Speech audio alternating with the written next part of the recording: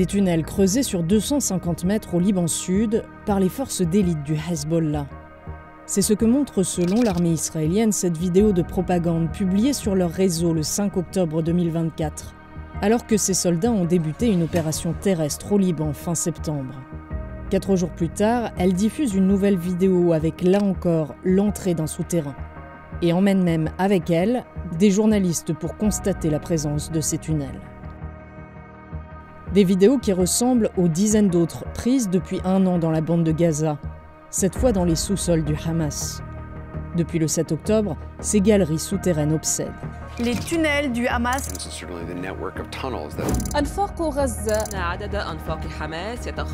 Les tunnels sont souvent décrits comme mystérieux, secrets et comme un enfer ou un cauchemar pour l'armée israélienne.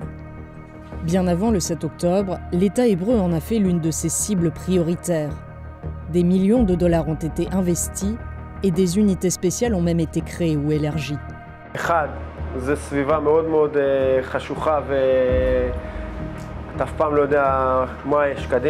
Mais alors que sait-on vraiment aujourd'hui de ces tunnels creusés au Liban par le Hezbollah et à Gaza par le Hamas?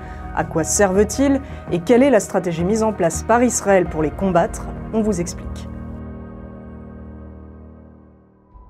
Un tunnel du Hamas, ça peut ressembler à ça, mais aussi à ça. Du côté du Hezbollah, les images sont bien plus rares. La seule vidéo de propagande du groupe qui montre l'une de ces galeries au Liban, c'est celle-ci, publiée cet été par le Parti de Dieu. Les autres proviennent de l'armée israélienne elle-même et pourraient se multiplier dans les prochaines semaines. Que ce soit à Gaza ou au Liban, on sait que les deux groupes disposent aujourd'hui de kilomètres sous terre, avec différents niveaux de sophistication. Alors comment en est-on arrivé là? C'est d'abord le fruit de plusieurs décennies d'expérience. Le Hezbollah et le Hamas ont tous les deux été créés dans les années 80, et c'est donc à cette période que les deux groupes creusent des tunnels au Liban et dans la bande de Gaza. Leur extension massive commence toutefois dans les années 2000.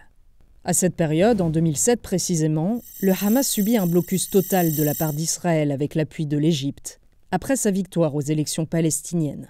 Un tournant majeur pour le groupe, car il doit trouver un moyen pour s'approvisionner.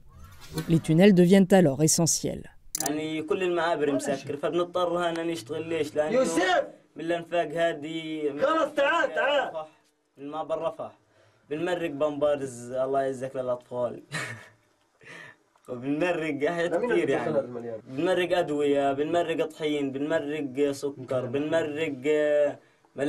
Leur construction s'accélère alors.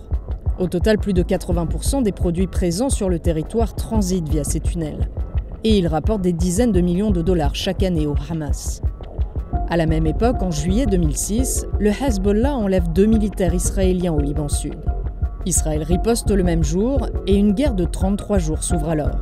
Des opérations israéliennes terrestres sont lancées et les tunnels deviennent alors stratégiques pour les combattants du Hezbollah. Nous ne savons pas où se trouvent tous les tunnels. Ils peuvent donc créer des surprises tactiques. Les images du site montrent des galeries assez vastes pour pouvoir se déplacer, dotées de systèmes d'éclairage et de ventilation et d'équipements sanitaires. Les gains stratégiques, tant sur le plan économique que militaire, poussent alors le Hezbollah et le Hamas à investir dans ces labyrinthes au cours des années suivantes.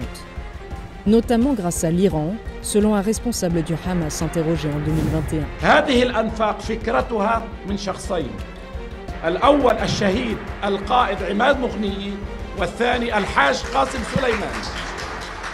Bref, au total, cela fait plus de 20 ans que ces deux groupes creusent ces souterrains, sans pour autant avoir toujours eu les mains libres. En juillet 2013, le Hamas doit faire face à une vaste campagne de destruction de ces souterrains.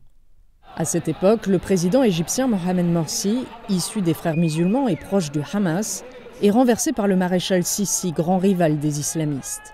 L'une de ses premières mesures consiste à détruire la quasi-totalité des souterrains de contrebande dans la bande de Gaza.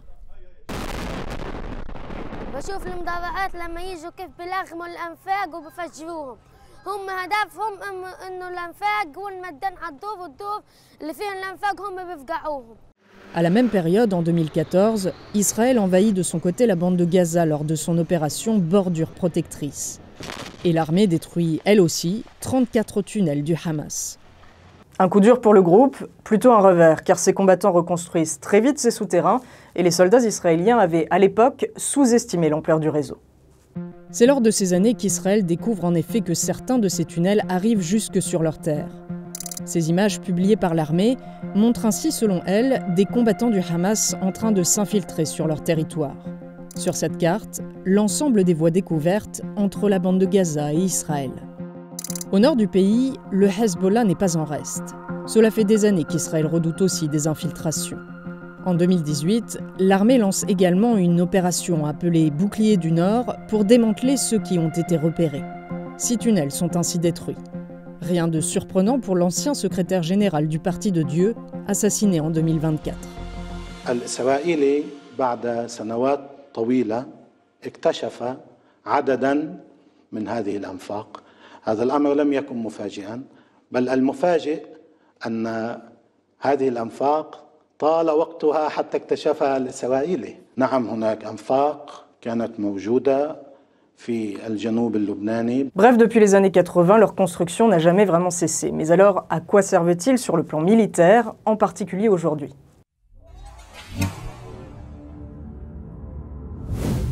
On peut d'abord se demander pourquoi certains tunnels sont si étroits et hostiles, alors que d'autres apparaissent comme ultra sophistiqués, équipés d'électricité, d'eau et de moyens de communication. La réponse n'est pas seulement liée aux contraintes de construction, mais à leur but militaire. De manière générale, on peut différencier 2 sortes de tunnels, ceux offensifs et défensifs. الأنفاق الهجومية التي تضمن لنا مساحة كبيرة من التوغل داخل أرضنا المحتلة وتضمن لنا صد الاجتياحات وأسر الجنود. L'un des exemples les plus connus de l'histoire est la capture d'un soldat israélien par le Hamas en 2006. Au mois de juin de cette année, des combattants du groupe s'introduisent grâce à ces souterrains sur le territoire de l'État hébreu. Ils attaquent un poste de contrôle de l'armée, où 2 soldats sont tués et 4 autres sont blessés. Dans l'opération, une jeune recrue, de nationalité également française, du nom de Gilad Shalit, est également enlevée.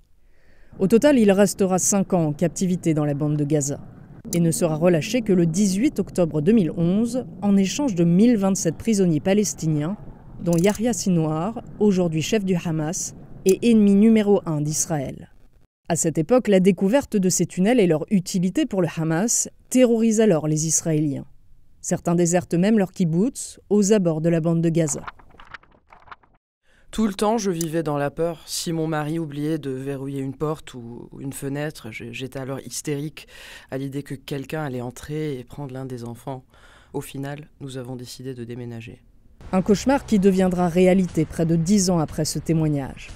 Le 7 octobre, après l'attaque sans précédent du groupe islamiste contre Israël, les tunnels servent alors à cacher plus de 200 otages, soldats et civils.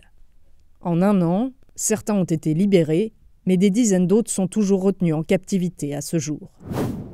Du côté du Hezbollah, malgré la découverte de tunnels au nord de l'État hébreu en 2018, et plus récemment de ces images publiées par l'armée israélienne, aucune preuve n'existe de telles opérations d'infiltration grâce à ces souterrains. L'enlèvement des 2 soldats israéliens en 2006 a été réalisé au sol, comme le montrent ces images de l'opération publiée par le Parti de Dieu à l'époque. Les tunnels ont bien été utilisés dans les affrontements qui suivront, mais il s'agit alors davantage d'une stratégie dite de défense. De manière globale, personne ne connaît vraiment la façon dont ces souterrains servent au Hezbollah. Il s'agit de l'un des secrets les mieux gardés de la formation. Certains rapports de renseignement disent qu'ils sont très longs, mais personne n'a présenté de preuves. Le 14 octobre 2024, l'armée israélienne a toutefois emmené des journalistes au Liban Sud pour leur présenter ces fameux tunnels d'attaque du Hezbollah. Une opération de communication dont les informations n'ont pas pu être vérifiées indépendamment. These tunnels here right under us are at least 20 meters in each direction.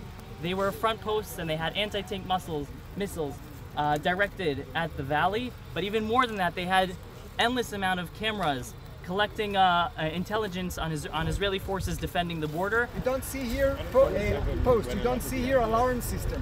This is not how you build a defense outpost. This is how you build an operational attack outpost. Du côté du groupe lui-même, les seuls tunnels d'attaque qui ont été présentés au grand public sont ceux montrés dans cette vidéo. Des souterrains qui n'ont pas le même niveau de sophistication que ceux révélés par l'armée israélienne pour l'instant. Ils sont assez larges pour faire passer des véhicules chargés de missiles et lancer des attaques grâce à des ouvertures sur l'extérieur. Les tunnels de défense, eux, sont principalement ceux construits sur leur territoire et ont pour but de surprendre l'ennemi.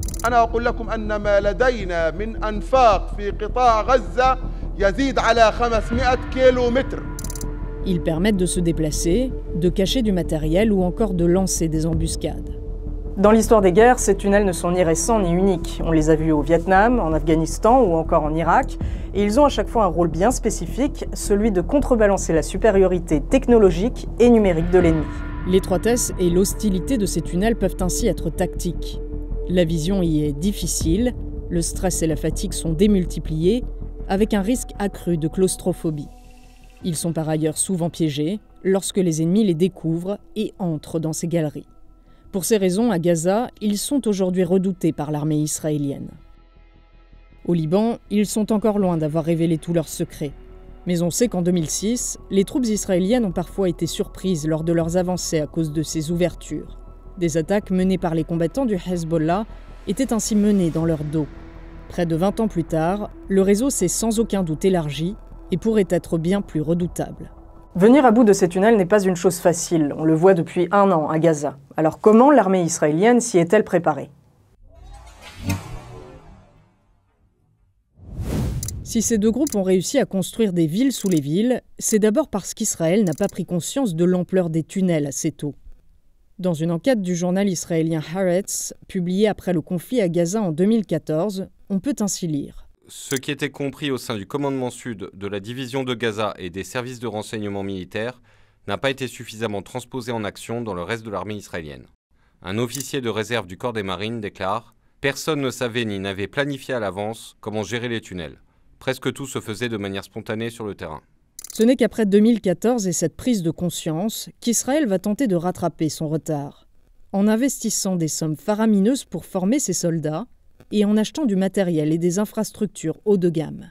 Le mur de fer, qui entoure la bande de Gaza, est l'un des meilleurs exemples. Sa construction a commencé en 2014 et s'est achevée en 2021.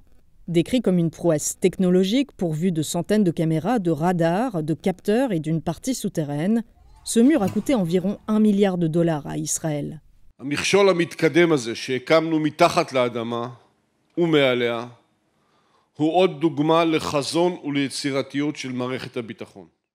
Sauf qu'on le sait aujourd'hui, il se révélera être une faillite le 7 octobre 2023. Parmi les autres moyens mis en œuvre dans les années 2010, Israël élargit également ses forces spéciales. L'unité Yahalom, en charge de pénétrer ces tunnels, double ainsi de taille après la guerre de 2014. Voici ces hommes qui s'entraînent en 2019 sur la base de Tseelim, où une mini-ville arabe a été reproduite avec des tunnels. Une façon pour ces hommes de s'habituer à ces endroits hostiles, y compris grâce aux nouvelles technologies.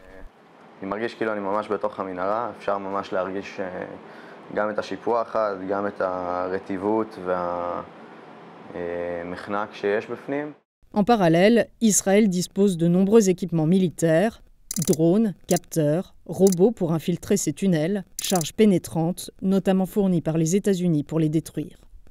Sauf qu'on le sait aujourd'hui, tout cet arsenal militaire doit encore faire ses preuves au Liban et n'a pas encore réussi à défaire le réseau à Gaza depuis 1 an. La question qui se pose est alors pourquoi ? Après 30 ans de construction, seules 2 solutions existeraient selon les experts pour venir à bout de ces galeries, non sans risque. L'inondation, que l'armée israélienne a confirmé avoir commencé en janvier avec de l'eau de mer à Gaza, ce qui pourrait être un désastre pour les nappes phréatiques et donc avoir des conséquences humaines graves et durables, a prévenu l'ONU, ou une intervention physique massive dans ces tunnels, qu'Israël n'est visiblement pas prêt pour l'heure à ordonner, car le pays pourrait perdre beaucoup de soldats dans ces opérations.